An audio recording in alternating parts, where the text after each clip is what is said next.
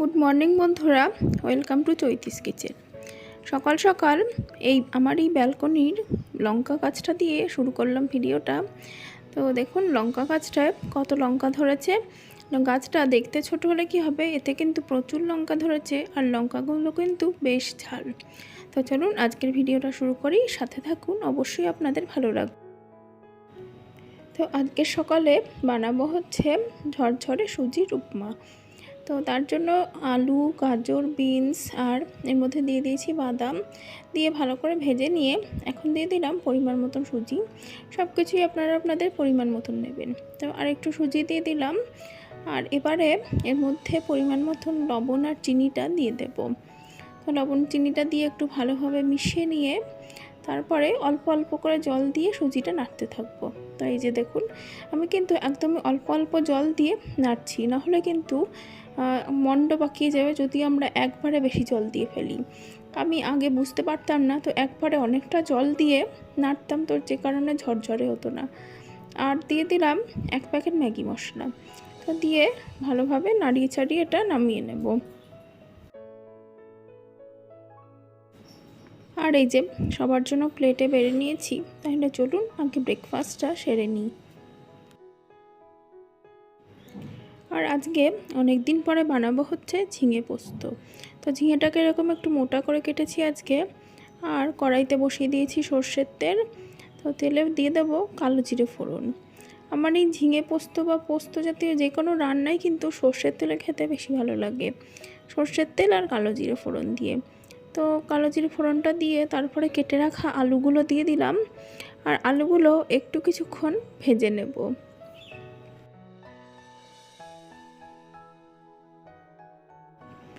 আর আলুটা ভাজবার সময় আমি অল্প একটু লবণ দিয়ে দিলাম, তাহলে কিন্তু আলুটা তাড়াতাড়ি ভাজা হয়ে যাবে আর সেদ্ধ হয়ে যাবে।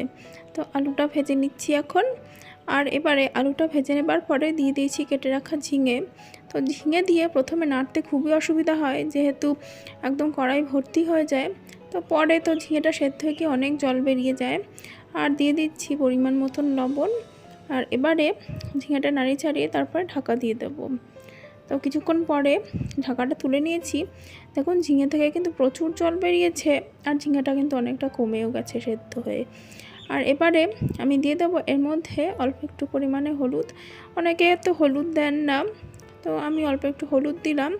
আর হলুদটা দিয়ে ভালোভাবে মিশিয়ে দিচ্ছি, তার কারণ হলুদটা দিয়ে যদি এখন না মেশাই তাহলে পরে হলুদ দিলে হলুদের একটা গন্ধ থাকবে, সেটা ভালো লাগবে না। আর এবারে বেটে রাখা পোস্তটা দিয়ে দিচ্ছি, আর পোস্তটা দিয়ে ভালোভাবে নাড়িয়ে চাড়িয়ে নিচ্ছি।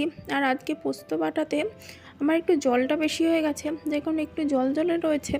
তো জল জলে ভাবটা একটু নাড়িয়ে চাড়িয়ে শুকিয়ে নেব, কারণ পোস্তটা আমার বেশ শুকনো শুকনোই খেতে ভালো লাগে। তো এই যে বেশ শুকিয়ে নামিয়ে নিয়েছি। তো এই যে দেখুন পোস্তটা। আর আজকে বানাবো হচ্ছে একদমই একটা নতুন রেসিপি। তো সেটা হচ্ছে ওলের কোফতা কারি। তো তার জন্য ওল আর আলুটাকে আমি প্রেসার কুকারে সেদ্ধ করে নিয়েছি প্রায় 7-8টা সিটি দিয়ে। তো এরপর হাত দিয়ে ভালোভাবে এটা ম্যাশ করে নিচ্ছি। আর এই যে ওল আর আলুটা কিন্তু আমার ভালোভাবে হাত দিয়ে ম্যাশ করা হয়ে গেছে। আর এবার এর মধ্যে মশলা দেব। প্রথমেই দিয়ে দিচ্ছি পরিমাণ মতন বেসন। আপনারা চাইলে এর মধ্যে কিন্তু ময়দা বা কর্নফ্লাওয়ারও দিতে পারেন। তো আমি বেসন দিয়ে দিচ্ছি, আর দিয়ে দিলাম পরিমাণ মতন লবণ। আর এবার এর মধ্যে এক এক করে মশলা দেবো। দিয়ে দিলাম চিনি, তারপরে দিয়ে দিচ্ছি পরিমাণ মতন হলুদ। আর যেটা দিচ্ছি এটা হচ্ছে একটু মিট মশলা, আপনারা যে কোনো ব্র্যান্ডের মিট মশলাই নিতে পারেন। দিয়ে দিলাম একটু জিরে ধনের গুঁড়ো। আর এবার এর মধ্যে দিয়ে দেবো ঝাল স্বাদের জন্য একটু লঙ্কার গুঁড়ো। আর এবারে সমস্তটা ভালোভাবে হাত দিয়ে মেখে নেব, যাতে সমস্ত উপকরণগুলো ভালোভাবে মিশে যায়। আর দেখুন সমস্ত উপকরণগুলো মিশিয়ে আমি কোফতার আকারে তৈরি করে নিয়েছি এরকমভাবে। আর এবারে কোফতাগুলো ভেজে নেবার জন্য কড়াইতে তেল দিয়ে দিচ্ছি, সাদা তেল। তেলটা ভালোভাবে গরম করে নেব। আর তেলটা গরম হয়ে গেলে এবার এক এক করে কোফতাগুলো দিয়ে বেশ ভালোভাবে লাল করে ভেজে নেব।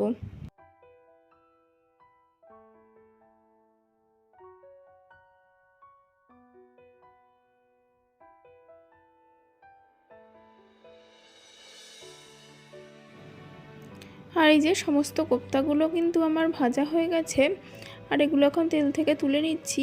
এই কোপ্তাগুলো কিন্তু এমনি শুধু শুধু শুকনো খেতেও বেশ ভালো লাগে। আপনারা অবশ্যই এটা বাড়িতে ট্রাই করে দেখতে পারেন। তো সমস্ত কোপ্তাগুলো ভাজা হয়ে যাবার পর এখন ওই তেলেই ফোড়ন দিয়ে দিলাম গোটা জিরে ফোড়ন দিয়ে তারপরে কেটে রাখা আলু দিয়ে দিচ্ছি, আর আলুগুলো ভালো করে ভেজে নেব।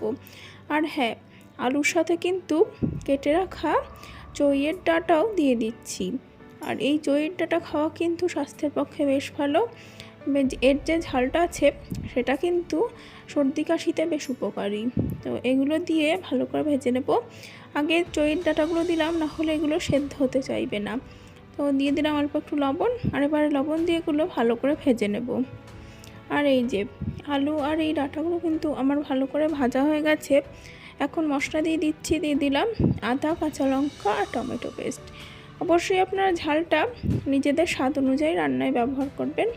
তো এটা দিয়ে দেওয়ার পর এখন গুঁড়ো মশলা দিয়ে দিচ্ছি হলুদ, জিরে ধনের গুঁড়ো,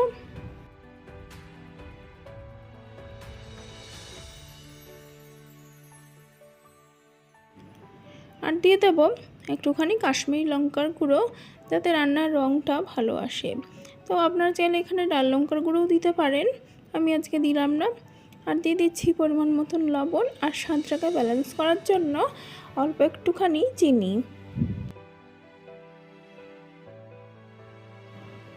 আর এবারে অল্প জল দিয়ে সমস্ত মশলাটা ভালোভাবে কষিয়ে নেব। এই ওলের কোপ্তা কারি, এই রান্নাটা কিন্তু আমি আগে কখনো খাইনি, আজকেই প্রথমবার রান্না করলাম। তো অবশ্যই জানাবেন রান্নাটা কেমন হলো। আর মশলাটা এখন ভালোভাবে কষিয়ে নিচ্ছি।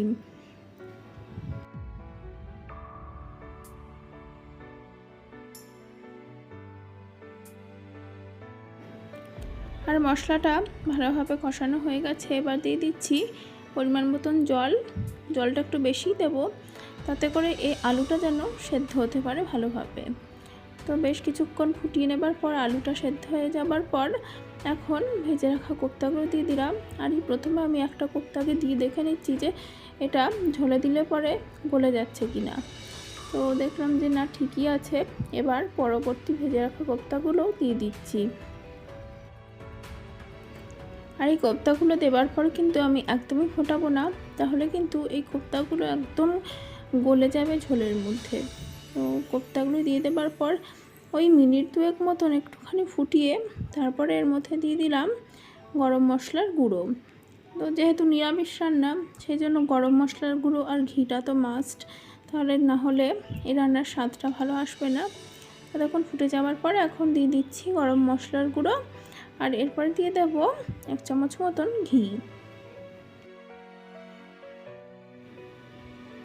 ঘিটা দিয়ে ভালোভাবে মিশিয়ে তারপরে নামিয়ে নেব ওলের কোপ্তা কারি। এটা কিন্তু জাস্ট দারুণ হয়েছিল আজকে। তো এই দেখুন ফাইনাল লুকটা। আর বন্ধুরা, আজকের ভিডিওটা কেমন লাগলো সেটা অবশ্যই জানাবেন। ভিডিওটা যদি ভালো লেগে থাকে তাহলে অবশ্যই ভিডিওতে লাইক দেবেন, কমেন্ট করবেন। আর যারা ফেসবুক পেজ থেকে দেখছেন তারা অবশ্যই আমার পেজটাকে ফলো করবেন আর ভিডিওটা লাইক দেবেন। আর ইউটিউবে যেসব বন্ধুরা ইউটিউব থেকে দেখছেন অবশ্যই আমার চ্যানেলটাকে সাবস্ক্রাইব করে পাশে থাকবেন। অনেক ধন্যবাদ বন্ধুরা।